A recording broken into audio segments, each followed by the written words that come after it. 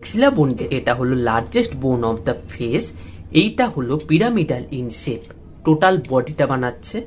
আর এখানে চারটে process, frontal, zygomatic, palatine and alveolar, মানে আটটা যে অ্যালভিওলার প্রসেস, এখানে আটটা দাঁত অ্যাটাচ থাকে।